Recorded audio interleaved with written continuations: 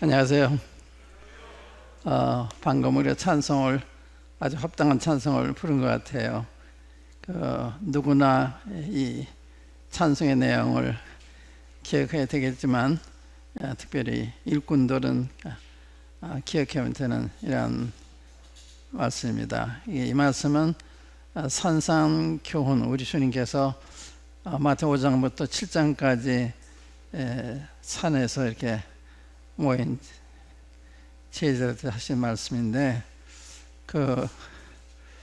주님 그때 군중들이 이렇게 바라다 보시면서 그 상태를 보시고서 그 교훈을 하신 거예요. 예를 들면 심령이 가난한 자는 복이 있다, 천국이 저희 것이다, 애통하는 자의 주, 이런 팔복을 말씀하는데, 당시 사람들이 그 말씀과 좀 동떨어진 상태에 있었던 거예요. 그러니까 심령이 가난한 게 뭐가 복이에요? 애통하는 게 뭐가 복이에요? 그게 복이라는 거예요. 그러니까 당시 사람들은 그걸 복이라 생각하지 않았는데, 주님은 그게 복이다. 왜 복인가 하면 그 결과적으로 심령이 가난하기 때문에 천국을 소유하게 되고, 애통하기 때문에 하나님의 위로를 받게 되고 등등, 이러한 결과를 보시고서 말씀하시는 거거든요. 그러니까 당시 사람들은 그렇게 생각 안 한 거예요.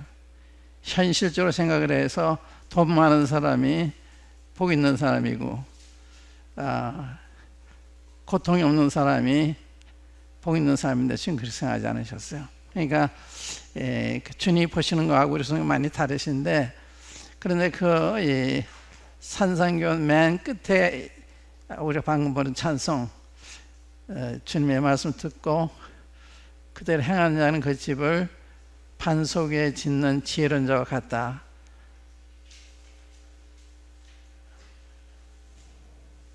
왜 그런가 하면 홍수가 나고 창수가 나서 내려도 무너지지 않는데, 내 이 말을 듣고 행치 아니하는 자는 그 집을 모래 위에 짓는 자와 같으니 홍수가 나고 창수가 나면 다 무너진다. 우리는 지금 집을 짓는 일을 하는 거예요. 개인적으로나 교회적으로나, 특별히 일꾼들은 이 교회를 짓는 그런 일을 하는 거거든요. 그러니까 우리가 그냥 일꾼이 아니라 그림이 있잖아요. 가령 예배당을 치면 예배당을 잘 치려고 하는 그 목표가 있는 것처럼 그냥 와서 일하는 게 아니잖아요. 교회 건축을 위해서 어떤 사람은 은사를 따라서 미쟁 일을 한다든지, 또 전기 기사 일을 한다든지, 다 다르잖아요. 그 목적은 좋은 집을 짓기 위해서. 마찬가지로 우리가 이제 일꾼으로서 일을 하는데 목표가 있잖아요. 이 교회를 아름답게 영광스러운 교회로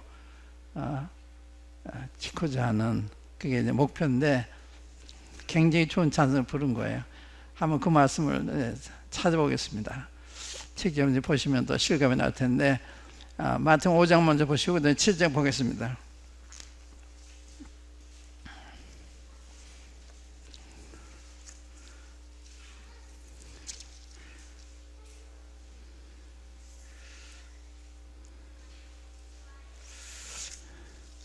저는 여러분들을 생각하면서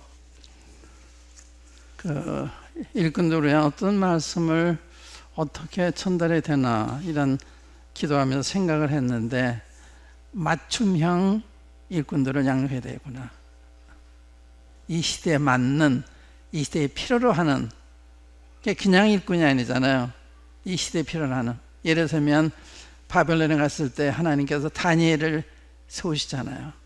다니엘의 세 친구들을 세우세요. 그 시대에 맞는 이러한 일꾼을 세우신 것처럼 여러분들도 이 시대에 맞는 이러한 일꾼들로 세워지면 좋겠다. 그럼 어떻게 하면 그렇게 되는 거냐? 이제 그걸 이제 함께 공부하기 원하기 때문에, 그럼 어떤 방법을 하느냐?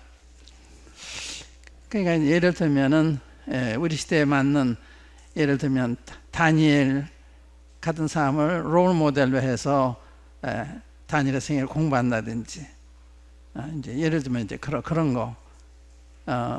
그러니까 그냥 막연하게 공부하는 것이 아니라 이 시대에 맞는 우리 어떻게 이 시대에 어떤 그리스도인에 대해서 어떻게 살아야 되느냐. 지금 이 시대는 상당히 혼란한 시대예요. 이번에 미국의 대선을 보니까 미국은 가장 모범적인 나라인데 굉장히 혼란스럽잖아요. 미국이 저렇게 되는 걸 보니까 이제 세상이 다 됐나 보다. 그래서 미국이 이렇게 정치적인 지주가 돼가지고 이렇게 세계 질서를 잡아줬는데 미국이 흔들리고 저렇게 되니까 앞으로 세계 어떻게 될 건가 그런 우려도 있습니다. 그러니까 우리 한 세대가 상당히 불확실한 그러니까 선을 악이라 그러고 악을 선이라고 하는 이런 시대에 살고 있는 거예요. 한번 예를 들면 우리 동성애라는 게 있잖아요. 낙태라는 게 있잖아요. 동성애 말이 돼요? 그런데 미국에서 그게 법으로 제정이 됐어요. 미국 같은 나라에서. 우리 한국도 그걸 이제 법을 만들기 위해서 노력하는 사람들이 반대하는 사람이 그런데 그런 형편없는 시대에 우리 살고 있는 거예요. 동성애 말이 됩니까? 낙태 말이 됩니까? 근데 이런 게 점차적으로 오면 그런가 보다 이렇게 받아들이는 거예요. 그러니까 이제 이게 위험한 거거든요.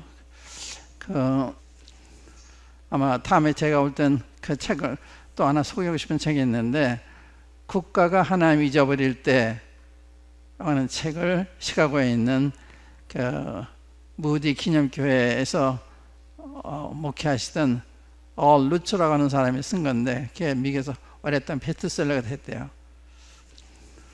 그게 제가 사서 읽어보니까 그분이 그 2차 대전 때 독일이 어떻게 해서 저렇게 히틀러 따라가게 됐나. 히틀러 따라갔잖아요. 전 독일이.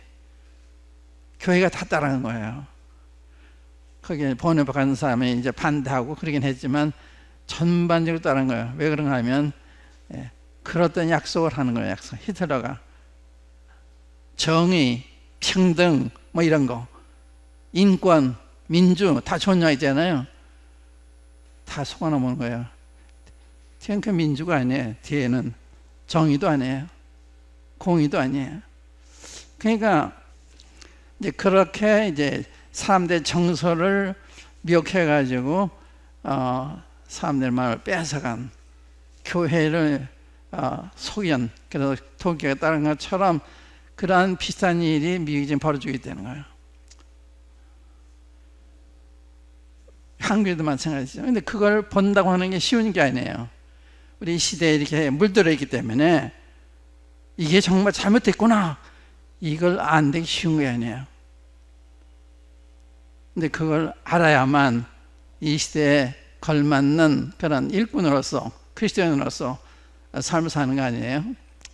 마태복음 5장 그 산상교훈 중에 주님이 너희는 세상의 소금이니 만일 소금이 그 맛을 내면 무엇으로 짜게 하려. 다음 바뀌어버려. 밟아도 사람들이 밟힐 뿐이라. 너는 세상의 빛이다. 그때 누구예요? 너희가 누구예요? 12제자예요. 몇 명 안 됐어요. 그 시대에 12명을 가리켜서 주님이 너희는 세상의 소금이다. 너희는 세상의 빛이다. 이렇게 말씀하신 거예요. 그러니까 여러분들이 하는 게 굉장히 중요한, 위치가 굉장히 중요한 거예요. 이 시대에. 하나님 편에서 볼 땐 여러분들이 기대를 가지고 계신 거예요. 소금이 되시길 바라고, 빛이 되시길 바라고. 그러니까 그냥 성경 공부하는 게 아니죠. 주님이 이 시대에 우리의 기대하시는 바대로 살아내야 될 텐데 어떻게 사냐 이게 이제 우리의 과제죠. 저도 주님의 도우심을 받기 원하고 여러분들에게도 주님의 도우심을 구하시면서 공부할 필요가 있고요. 근데 마태복음 5장 보세요. 5장 보시면 이게 산상 교훈을 하실 때 잘 보시면 이렇습니다. 1절부터 보시면 예수께서 무리를 보시고 산에 올라가 앉으시니 제자들이 나온지라 입을 열어 가르쳐 가라사대. 이게 예수님 무리를 보셨다 그랬죠. 보시고서 이런 얘기 하신 거예요. 근데 무리들의 생각을 주면 아신 거예요. 그러니까 여기 심리에 가난한 자, 애통하는 자, 마음이 청결한 자, 온유한 자, 화평찬, 이게 전부 그리스도에 해당이 안 되는 거예요. 이게 복이 있는 사람이다. 이제 그런 배경에서 이야기했다. 시대에 맞는, 시대에 필요한 말씀을 해주셨다. 그 이야기 지금 하는 거예요. 그 다음에 이제 7장에 보시면 여기 이제 그 한번 6장 한번 보겠습니다. 6장에 보면 네, 5장에는 저 중요한 얘기가 뭐 사랑이에요. 5장 사랑 아니야, 사랑. 6장은 믿음입니다. 믿음에 대한 얘기인데 그 6장에 보면 이런 말씀 나와요. 19절부터 보세요. 19절부터 너희를 위하여 보물을 땅에 쌓아두지 말라. 거기는 종과 동록이 해하며 도적이 구멍을 뚫고 도적질하느니라. 오직 너희를 위하여 보물을 하늘에 쌓아두라. 거기는 점이나 동록이 해하지 못하며 도적이 구멍을 뚫지도 못하고 도적질도 못하느니라. 네 보물이 있는 그곳에는 네 마음도 있느니라.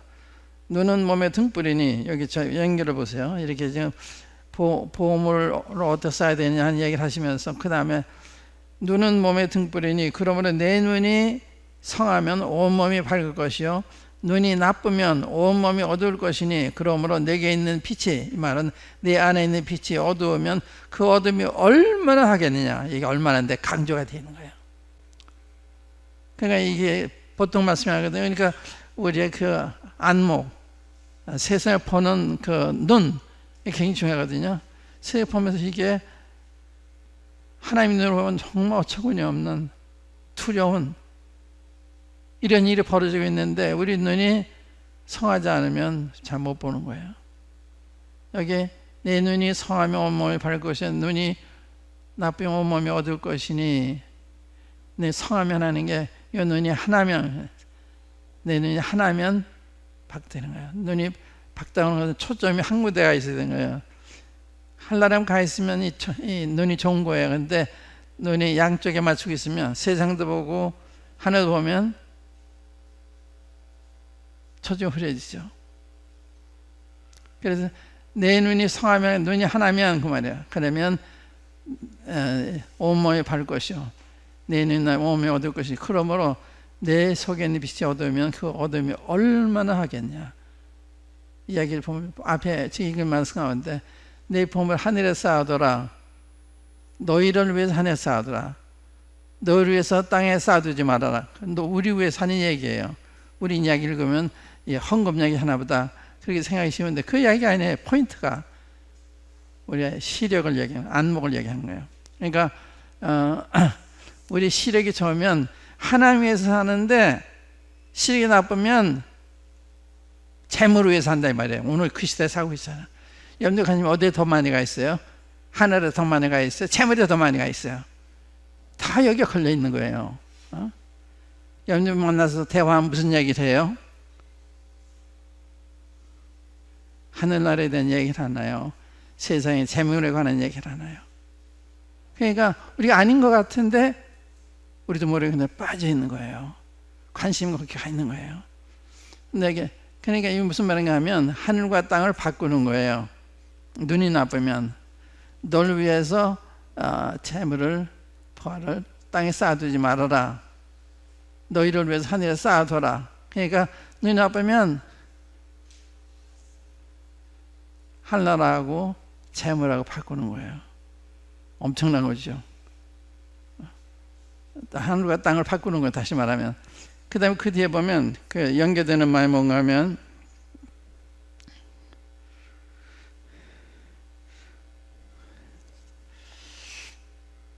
24절 보시면 한 사람이 두 주인을 섬기지 못할 것이니 혹 이를 미워하며 저를 사랑하거나 혹 이를 중히 여기며 저를 경히 여김이라. 너희가 하나님과 재물을 겸하여 섬기지 못하느니라. 여기 두 주인이라 했어요. 두 주인. 두 주인이 하나는 하나님의 하나는, 하나는 재물이에요. 누가 우리의 주인이 되느냐. 그러니까 하나님 대신 재물을 택한다는 거예요. 가룟 유다, 그래. 가룟 유다가 주님 대신 재물을 택하잖아요. 아간이 그렇잖아요. 일단 거짓 선자 발람이 그랬잖아요. 그러니까 우리가 눈이 나쁘면 이렇게 귀한 걸 버리고 천한 걸 선택하는, 큰 걸 버리고 작은 걸 선택하는. 그렇기 때문에 우리 영안이 밝아야 되는데, 밝으려면 성경 말씀을 잘 알아야 되고 성경 말씀의 그 진리를 알아야 되는데, 겉만 보니까 이거 다 아는 말씀인데 이렇게 중요히 못 생각했잖아요. 내게 있는 빛이 얻으면 그 얻으면 얼마나 하겠느냐. 세상과 하늘나라 바꾸는 거예요. 재물과 하나님과 바꾸는 거예요. 이런 가치관이 딱 서 있으면 얼마나 건강한 가정이 되고 얼마나 건강한 교회가 되고, 이런 가치관 확실해야 되는 거거든요. 이런 게 그냥 대강하는 거 아니에요. 이건 진리예요. 진리이기 때문에 이 말씀대로 살면 틀림이 없고 후회함이 없는데, 이 말씀을 경여기고 살면 나중에도 후회가 막심하겠죠. 그런 거예요. 그러니까 여러분들이 성경 말씀이 진리라고 하는 거, 제가 수요일 날은 주님 부활에 대한 얘기를 하면서 부활의 의미가 굉장히 크다. 단순히 죽은 자 살아 이게 아니라 이 부활은 구약 성경에 하나님 말씀에 증명한 거다. 예수님 말씀이 하나님 말씀에 증명한 거다. 그러니까 구약 성경을 이 진리라고 하는 걸 알게 하는 거예요. 예수님 모든 말씀 이게 진리라고 하는 걸 알게 하는 거예요. 그게 큰 의미가 있는 거예요. 단순한 부활만이 아니고 또 주님의 하나님 아들이라는 것을 믿게 하는, 또 우리도 앞으로 죽은 다음에 부활이 있다고 하는, 또 우리의 구속이 사실이라고 하는 사실을 믿게 하는 거예요. 우리의 전도가 이게 헛것이 아니구나, 우리가 믿는 게 헛것이 아니라구나, 주를 위해서 일하는 게 헛것이 아니라, 이것을 확실하게 알게 하는 거예요. 이 부활을 하는 게. 그런 것처럼 우리가 이런 말씀을 볼 때 성령을 통해서 이 참 뜻을 깨달으면 우리 변하는 거예요. 변하는 거예요. 우리가 어떤 데 관심을 두고 살아야 되는지를 결정하게 되는 것입니다. 근데 이 이야기 끝에 이제 7장 마지막 부분에 그 말씀 썼잖아요. 그러니까 이제 맞는 말이죠.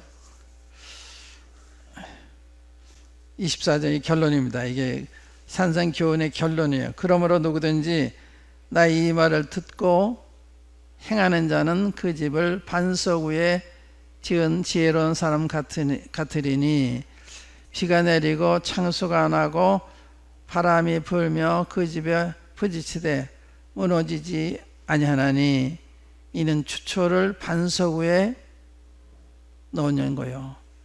하나님의 말씀 듣고 깨닫고 순종하는 거, 행하는 거, 행하되 그 진미를 하게 되는 거예요. 가치를 알게 되는 거예요. 행하지 않으면 몰라요. 행할 때 주님이 어떻게 우리 함께 하시는 걸 경험하게 되잖아요. 그래서 흔들리지 않아요. 어떤 일이 와도 흔들리지 않아요. 창수가 나고 홍수가 나고 핍박이 와도 흔들리지 않는데, 이것이 확실히 내 마음에 심어지지 않았을 때는 우리 인생의 집을 모리어에 짓는 것 같다. 그래서 비가 내리고 바람이 불고 창수가 나고 홍수가 나면 무너지는 거예요. 그러니까 얼마나 중요한 공부를 우리가 하고 있는 거예요. 그러니까 하나님의 말씀을 읽고 깨닫는 거, 이게 굉장히 중요해요. 깨닫는 거. 그러면 그것이 우리의 행함으로 이어지게 되고 결과적으로 우리의 축복으로 임하게 되는, 이러한 사람이 필요한 하나님을 절대적으로 믿는. 사도 바울이 고린도서 3장에 보면 내가 지혜로운 건축자와 같이 집을 짓는데 어떻게 됐냐, 내가 터를 타고 뒀다. 그 터는 그리스도다. 그런데 그 위에 이제 짓는데 어떻게 세우기를 조심할지니라. 이제 우리는 다 그리스도 터 위에 세워진 건 사실입니다. 근데 그 다음에 어떻게 세우냐 하는 부분은 이제 우리의 과제죠. 어떻게 세우느냐. 거기 보면 금과 은과 보석을 자재해서 짓는 사람이 있는가 하면 나무와 풀과 지푸를 자재를 짓는, 그러나 주님이 심판하실 때, 풀로 심판할 때 불에 타면 구원은 어때? 불 가운데 얻은 것 같다. 맞아, 롯과 같이. 롯이 사회에서 성공했지만 그러나 유황불이 내릴 때 몸만 겨우 살아났잖아요. 그럼 부끄러운 구원이죠.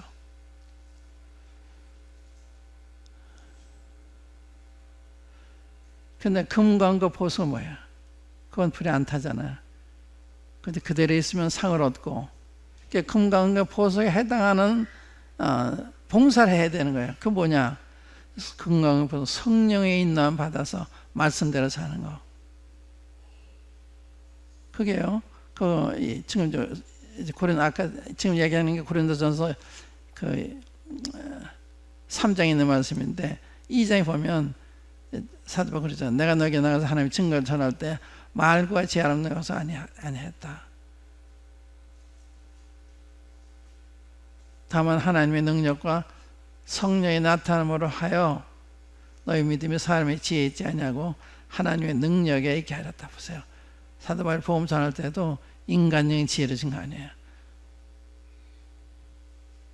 성령이 나타남으로 하나님의 능력으로 이게 필요한 거예요.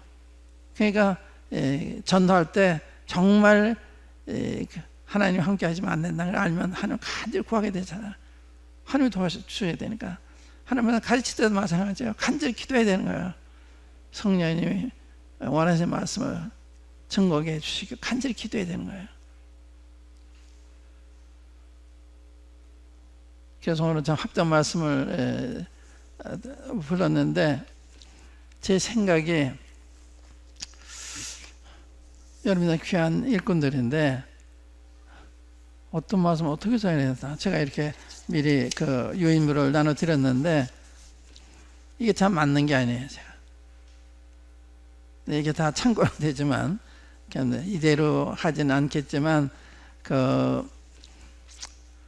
그래서 맞춤형 일꾼으로 길러지면 좋겠다. 그래서 우선 시대를 알아야 필요한 거예요. 시대를 알아야 이 어떤 시대를 살고 있는지 지금 하나님의 교회가 존중을 받고 있나요? 존중을 받지 못하고 있나? 세상에서 교회하면 사람들이 별로예요. 한 번은 지하철에서 한 젊은 사람들이 이렇게 말다툼으로 싸우니까 노인이 시끄럽다 그러면서 싸우려면 교회 가서 싸우라 그러더래요. 교회가 싸우는 것으로 알려진 거예요. 싸우려면 교회가 싸우지 왜 여기 싸우냐 이거예요. 얼마나 부끄러운 얘기예요. 그러니까 이 교회가 존중받는 교회가 되는데 왜 이렇게 됐느냐? 우리가 그걸 생각해야 되잖아. 그래서 주님 받은 빛이 돼야 되고 소금이 돼야 되는데 그게 쉽게 되는 게 아니죠. 확실한 믿음이 없으면 안 돼요. 확실한 믿음. 말씀의 가치를 확실히 알지 않으면 말씀에서 살질 않아요. 확실하게 알면 그걸 사는 거예요. 아깝지가 않은 거예요. 두렵지가 않은 거예요. 그러니까 이 성경을 안다고 하는 것과 정말 깨닫고 믿는 건 다른 거예요. 이 다니엘 보면 다니엘이 그 소년 때 포로로 잡혀와서 바벨론에 왔는데 왕이 그 포로 잡혀온 귀족들 가운데 흠이 없고 학문이 있고 이런 사람들 찾아와라. 그러니까 거기에 다니엘과 세 친구가 발탁되어 온 거예요. 근데 난 그걸 보면서 부모들이 어떻게 교육을 잘했기에 흠이 없는 사람들, 이 다니엘이 흠이 없는 사람이라 책망할 수 없는 이런 사람이었어요. 그래서 왕이 이제 이 신하 훈련 시킬 때 자기 신하한테 그 히브리 후보자들을 에게 이제 음식을 주는데 이 왕이 정해준 음식, 아주 좋은 음식, 기름진 음식을 주도록 하는데 다니엘이 그게 마음에 걸리는 거예요. 우상의 제물이기 때문에 마음에 걸리기 때문에 뜻을 정해요. 마음에 먹지 않기로 결심을 합니다. 그는 왕명을 거스르기 때문에 사형에 해당하는 거예요. 그런데 괜찮은 거예요. 사형받아도 괜찮은 거예요. 그래서 마음을 속이는 것보다, 양심이 가득되는 일을 하는 것보다는 차라리 죽는 게 낫다 해서 그런 그 결심을 했을 때 논란이 벌어지는데, 환관장이 다니엘 세 친구들의 요청을 들어줘요. 종들에게 10일 동안 채식만 줘보시고 시험해 보시고, 우리가 왕이 진미를 먹는 애들보다 못하면 모르겠거니와 그렇지 않으면 채식 먹게 해주십시오. 그거 허락해요. 이 신하가 자기 목숨을 거는 거예요. 남을 위해서 어떻게 그 목숨을 걸어요? 그도 왕이 시키는 대로 하면 그건 왕명을 거스르는 거기 때문에 사형에 해당하는 거예요. 그런데 보면 하나님께 은혜를 입어요, 다니엘이. 그래서 그 얘기를 틀어줘요. 시험했을 때 왕이 진미를 먹는 애들보다 더 얼굴이 건강해 보이니까 계속 채식 먹게 해요. 그래서요, 하나님의 뜻을 행하면 하나님이 여건을 마련해 주신다. 여건을. 이건 불가능한 거예요. 왜? 이거 거역하면 죽는 거니까. 그렇지만 하나님 와서 거역하는 양심에 꺼린 일을 하기보다 죽는 게 낫다 했을 때 주님이 그렇게 하지 않아도 되도록 여건을 마련해 주시잖아요. 환관장이 도와주시잖아요. 또 채식만 먹는데도 얼굴이 좋도록 이렇게 건강을 살펴주시잖아요. 그런 것처럼 이 시대에 맞는 우리가 돼야 되는데, 그래서 다음에 올 때는 여러분들 그 책을 또 구입해 가지고 갖다 드리겠습니다. 그 책을 제가 읽기 시작했는데, 그 히틀러 시대에 어떻게 독일 교회들이 이렇게 히틀러한테 속아서 다 그걸 따라갔나. 그걸 보면서 미국을 본 거예요. 미국 사회를. 뭐 동성연애라든지 이제 이런 걸 봤을 때 이게 형태는 다르지만 사탄이 어떻게 역사하고 있는 걸 보고서 경고를 하는 거예요. 우리도 마찬가지죠. 그런 걸 알아야 참 우리가 무서운 시대에 살고 있구나, 잘못된 시대에 살고 있구나, 그걸 알아서 경계하는데, 그렇지 않으면 모르니까 경계할 수 없잖아요. 그래서 맞춤형 이런 공부를 적겠다. 그러기 위해서는 성경의 그 중요한 인물들의 생애를 공부해도 좋겠다, 이런 생각을 했어요. 오늘 제가 이게 처음 시간에 자아성찰, 각성, 이 두 제목으로 이제 이야기하려고 그랬는데,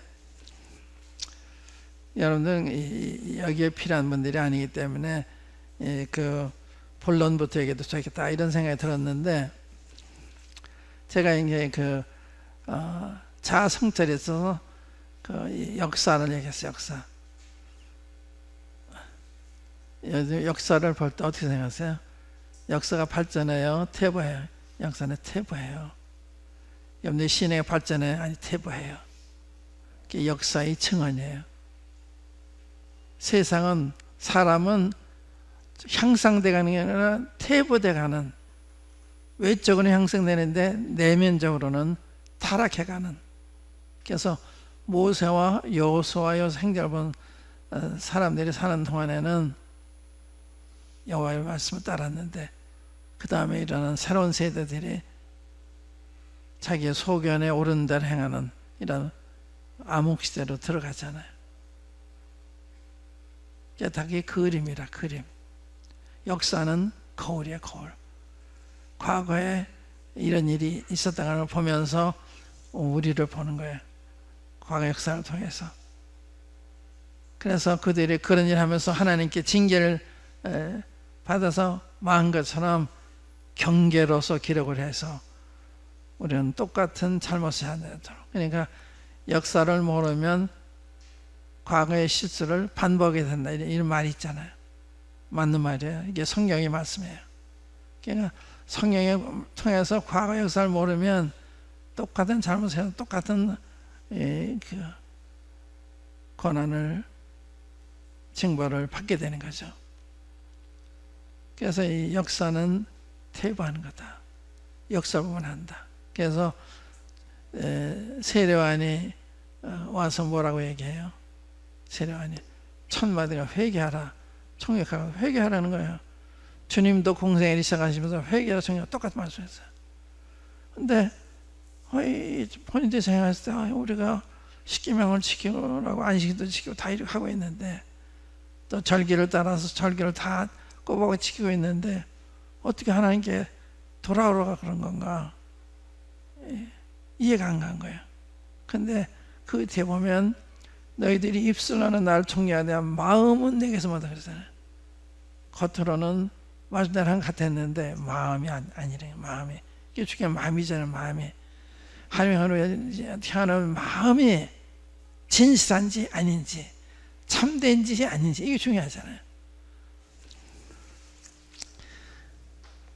그래서 주님이 마치 24장 같은 부분, 소경이요 발생과 서간 맹이냐 막 맹 비난하시잖아요.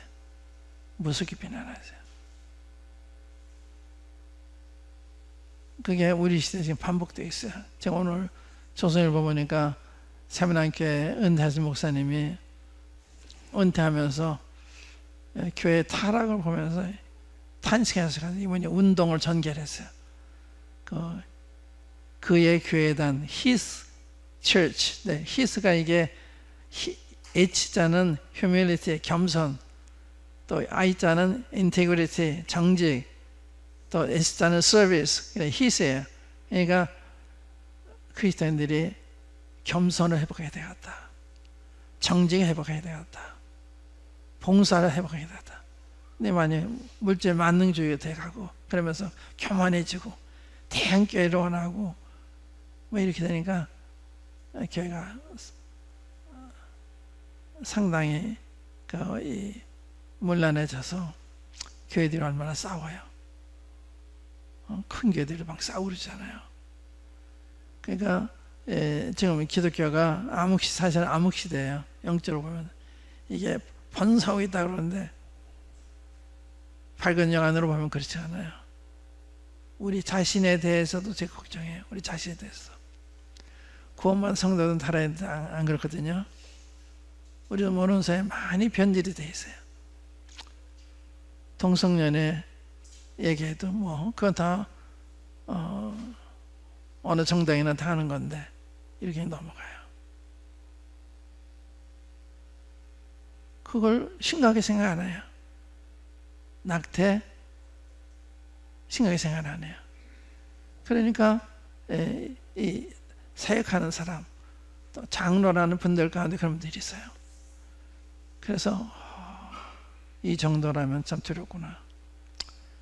최근에는요, 제가 엊그저께 우리 몸을 떠나 딴 몸에 있는 딴 교회에서 생활하는 그 부부를 만났어요. 만나서 같이 식사를 하면서 그런데 같이 이렇게 때만 되면 이 스승의 날이 되면은 제가 스승이라고 초대해가지고 식사하고 있는 게 종종 있었는데 그 그룹이 깨진 거예요. 왜냐면 그 정적인 문제 때문에. 그래서 아니 정적으로 좀 의견이 달라도 그렇게 몰릴 필요가 뭐가 있나. 몰라서 그러니까 그런 받아주면 되는 거지. 그렇다고 서로 대적하고 아니 나 그러면 놀란 거예요. 그래서 이건 우리 몸에 있다 떠난 분들인데 다 목회하시는 분들이죠. 목회하는 분들인데 그러니까 일반 교회도 저렇구나. 우리 모임도 별 차이가 없고. 그러니까 우리가 이제 성경대로 모인다고 하는 게 단순히 매주 만찬을 하고 또 은사대를 하고 참회대로 잠잠하고 수건 쓰고 이것도 해야 되는 거죠. 그러나 더 중요한 거는 내면적인 면. 수건은 쓰는데 순종 안 한다. 그 순종의 표시인데 모순이잖아요. 그러니까 이런 부분에서부터 이 회복이 필요한데, 오늘은요 제가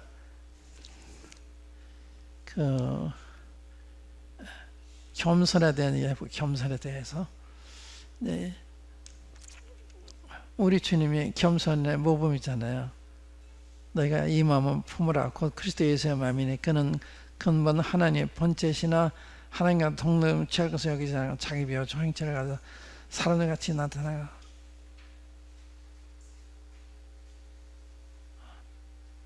또 종이 돼가지고 죽기까지 복종하였으니 그 십자가에 죽으심이라. 주님이 겸손히, 자기가 하나님이신데 하나님과 동등됨을 취하고 여기지 않고 자기를 비우셔가지고 종형체를 가져 사랑가 되셨다. 이게 쉬운 일이에요.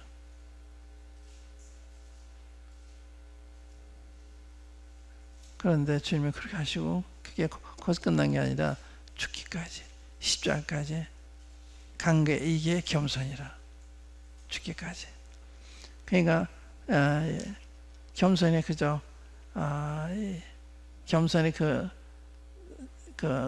구사전의 정의를 보니까요. 구사전에 보니까 남을 위하고 자기를 낮춘다 그랬나요? 제가 써가지고 그렇게 정의가 되어 있더라고요. 근데 성경 말하는 겸손 상당히 깊은 거죠. 하나님인데 제가 하나님과 동등을 취하시지 아니셨다. 자기를 비우셨다. 그러니까 주님이 사람들 가운데 나타나서 사신 거예요. 이게 쉬운 일이 아니죠. 우리가 개미들 가운데 가서 살 수 있어요? 개미만도 못한 거예요. 근데 주님이 우리 가운데 가시는데 우리가 어떻게 교만해요? 주님은 함부로 하고, 그 주님 한마디면 다 죽는 이런 힘이 없는 사람들인데 이 사람들이 비난을 받으면 가만히 계세요. 뺨을 맞아도 가만히 계세요. 침뱉 때면 다 가만히 계세요. 주님이 뭐라 그러지 않잖아요. 죽기까지 복종했다는 게 이게 겸손에서 겸손. 그러니까 겸손은 자기가 없는 거예요. 자기가 있기 때문에 마음이 섭섭하기도 하고 분노가 나기도 하고 그런 거 아니에요. 자기가 없으면 날 때리든지 부당하게 하든지 무슨 상관이 있어요. 그게 주님이 다 받으신 거예요. 그게 겸손이라. 그러니까 뭐 자존심 뭐 이런 얘기 하는데 자존심이라는 게 없는 거죠.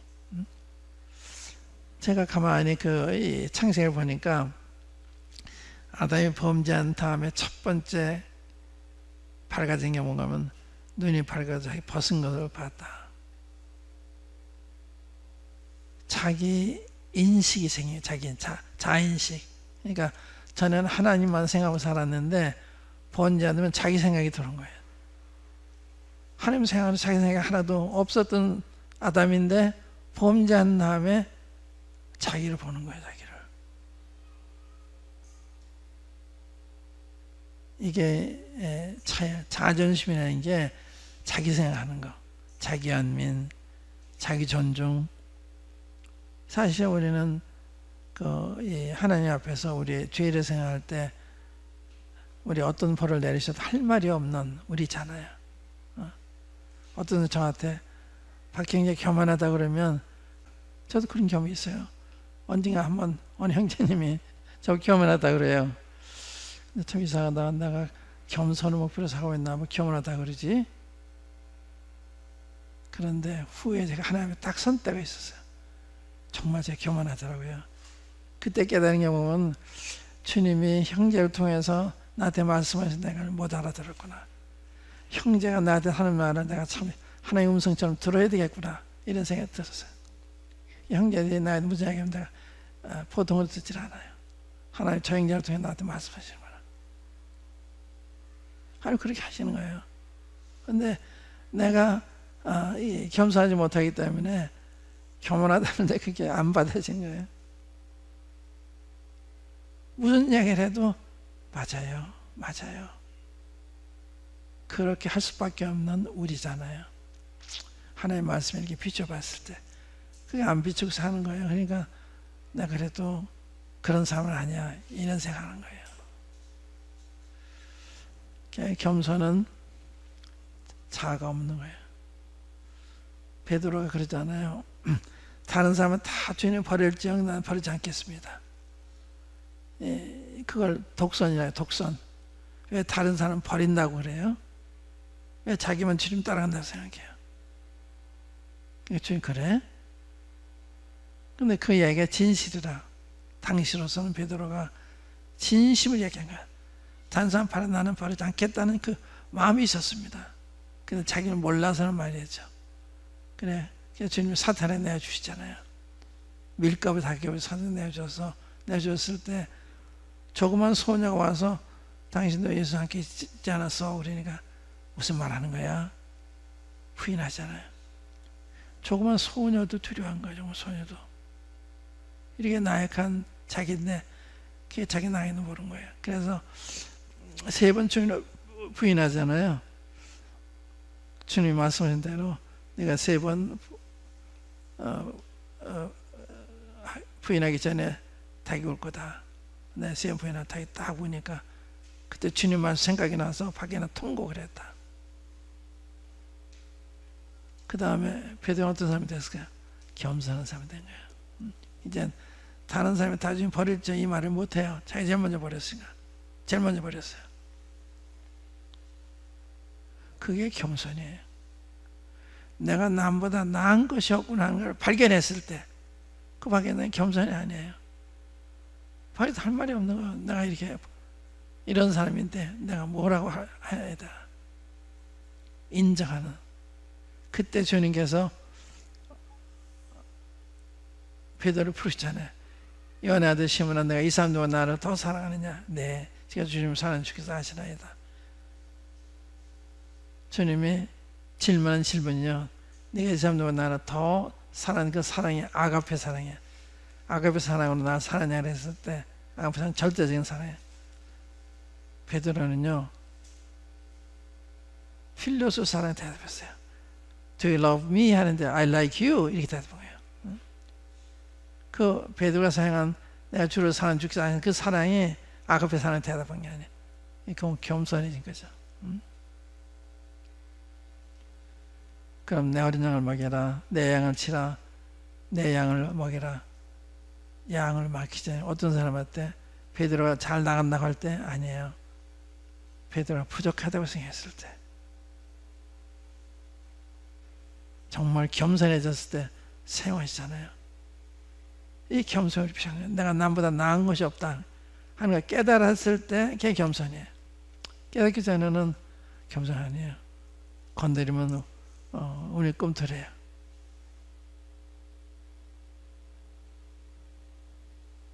이사야서 보면 야곱 부를 때 지뢰 같은 야곱아 그러잖아요. 지뢰 같은 야곱아.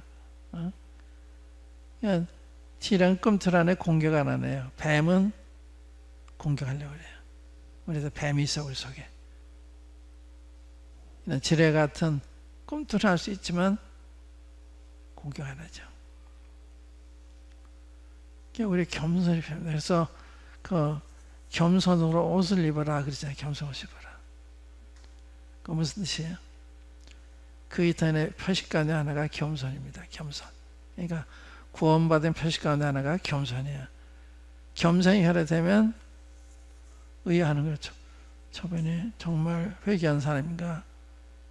정말 성령을 모신 사람이 성령 오시면 성령을 내가 사랑과 희락과 화평과 오래 참음과 양성과 온유와 절제와 충성 이게 성령이잖아요. 그러니까 성령이 들어오시면 나도 모르는 사랑이 역사하는 거예요. 나도 모르는 그 희열과 화평이 내 마음을 다스리는 거예요. 오래 참음이 가능한 거예요. 그리고 양선은 선의 착한 거. 성경 말하는 선은요, 남이 좋은 일 하는 거, 이것만 가리키는 게 아니라, 남이 나한테 나쁜 일을 해도 선대하는 게 이게 선이에요. 나한테 함부로 해도 선대하는 거.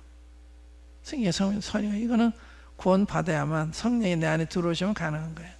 그래서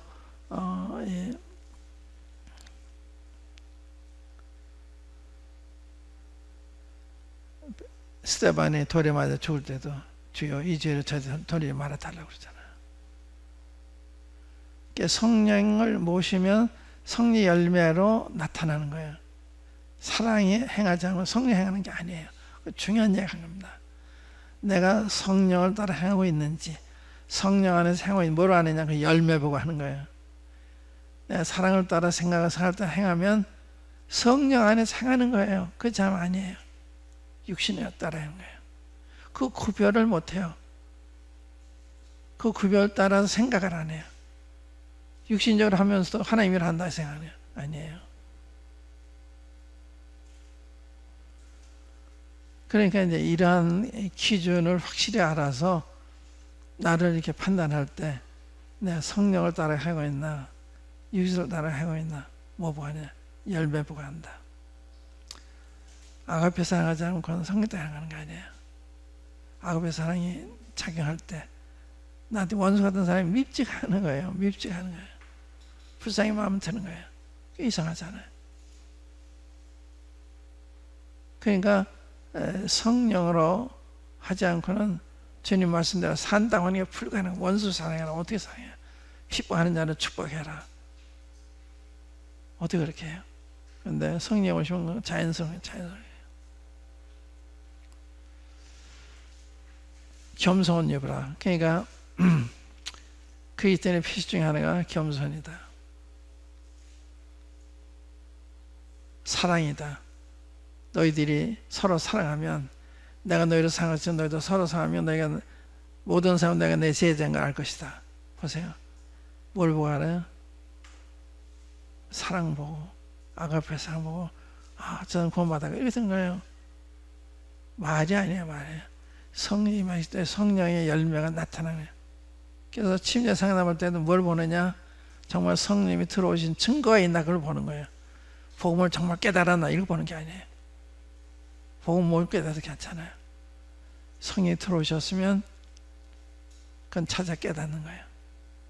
그러니까 성령에 의해서 회개하게 되면 성령 내 안에 들어오시게 되면 그때 변화가 시작이 되는 거예요. 그러니까 겸손, 사도 바울이 내 모든 겸손한 눈물로 너희들 가서 행했다. 베드로가 겸손을 허리를 동해라. 하나님의 능하신 손 안에서 겸손하라. 때가 되면 널 높이시라. 이게 얼마나 진리인데 그대로 하나야? 안 해요. 그 말씀 따르고 행동 따른 거예요. 근데 이것이 다 많이 받아지면 직장에 가나 가정에서나 어디서나 이런 사람이 나타나잖아요. 이게 간증이라. 말로 구원받다가만 아니라 우리의 인격이 마음 쓰는 거, 행동하는 거 이런 게 전부가 나타나는 거예요. 그때 참 이 성도교회 나가는 분들은 정말 하나님의 자녀죠. 이렇게 되는 거예요. 초대교회 예루살렘교회 보세요. 그들이 핍박을 하면서도 저들을 칭송했다고 그러죠. 사람들이 칭송을 했습니다. 이전에 그러면서도 서로 사랑을 보면서 감동을 받는 거예요. 그래서 성도교회나 우리 개인은 주님에 속한 증거가 사랑이고 겸손이다. 사랑이 있어야 된다. 그런데 이 사랑이 성령의 묘로 맺어진 거예요. 주님과의 관계가 원만해져야 되야만 이게 나타나는 거다. 그러니까 내가 겸손하려고 하는 건 겸손이냐, 사랑하려고 하는 건 아니에요. 그게 하고 싶은 거예요. 성령 안에 계시면 그렇게 되는 거예요. 그러니까 주님과의 관계를 원만히 하는 게 그게 핵심이죠. 일꾼의 기초예요. 주님과의 관계를 매일의 단위로 주님의 관계를 원만히 하는 만사의 기도로서 주님 충만한 가운데 살면 어디 가서 어떤 일을 만나도 주님 아름다운 간증을 나타내게 되는 거죠. 그러니까 이런 겸손이 뭐냐, 이 굉장히 중요한 거예요. 겸손하지면 안 되잖아요.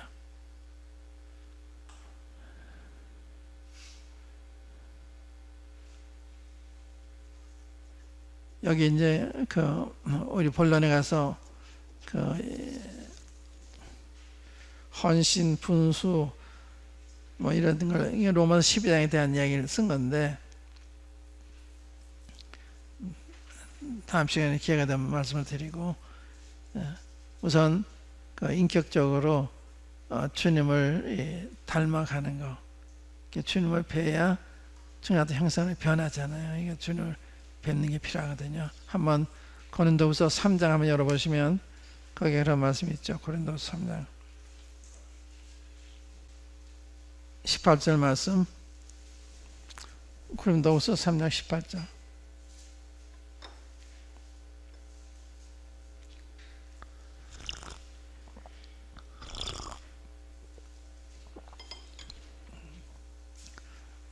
우리가 다 수건을 벗은 얼굴로 거울을 보는 것 같이 주의 영광을 보매 저와 같은 형상으로 화하여 주의 영광을 볼 때 그 형상을 화한다는 거예요. 화하여 영광으로 영광에 이르니 곧 주의 영으로 말미암으리라.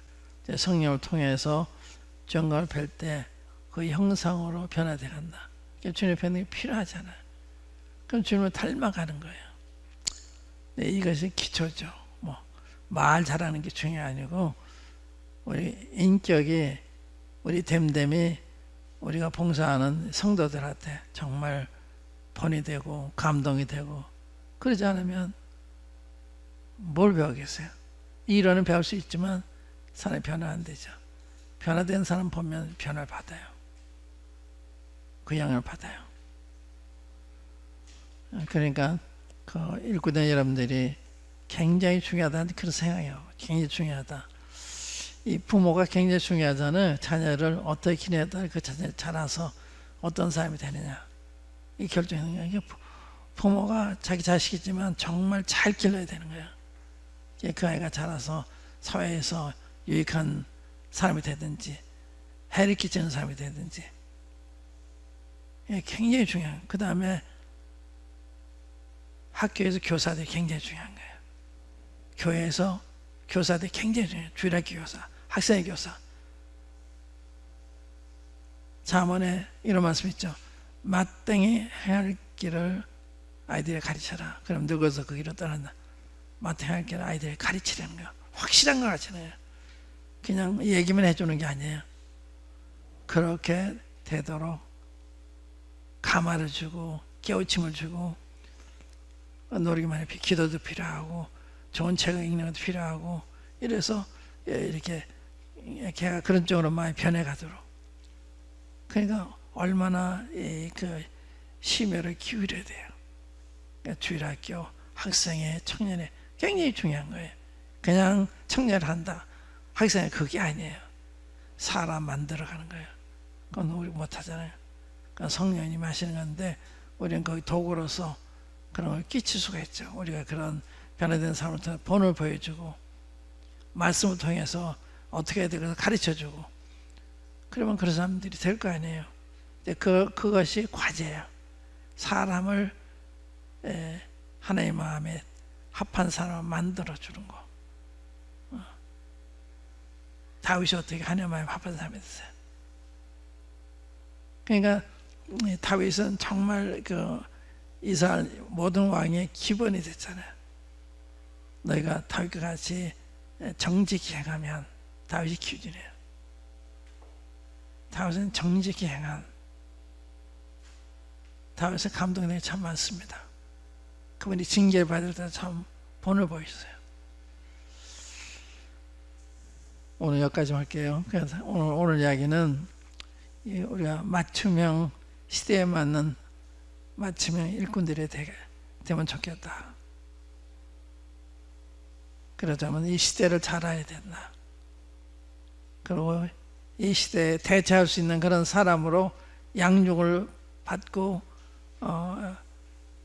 내가 만들어져 가야 된다. 그거 필요해. 그러니까 지금 이 일이 이제 그런 걸 하는 한 부분 아니에요. 그러니까 이제 성경을 많이 읽는 게 필요해요. 아까 우리가 걸어보는 것 같이 주의 영광을 보매 주가 형상으로 화하여 영광의 생모가 이르니 주영으로 말미암다. 그래서 하나님을 통해 주님의 영광을 뵐 때 그때 변화가 되가는 하나님이 이렇게 좋으시구나. 하나님이 이렇게 전능하시구나. 이제 그런 게 믿음이 생기면 이제 그 말씀 순종하게 되는. 순종하면 축복이 따르는 거죠. 그러니까 성경 읽는 게 굉장히 중요해요. 매일 성경 읽고 그 주님을 뵙는 거. 우리가 이제 수요일 날도 그 눈이 밝아져 그인 줄 알아보더니 또 주님이 동행하면서도 주님을 알아보지 못하죠. 눈이 어두워 있기 때문에.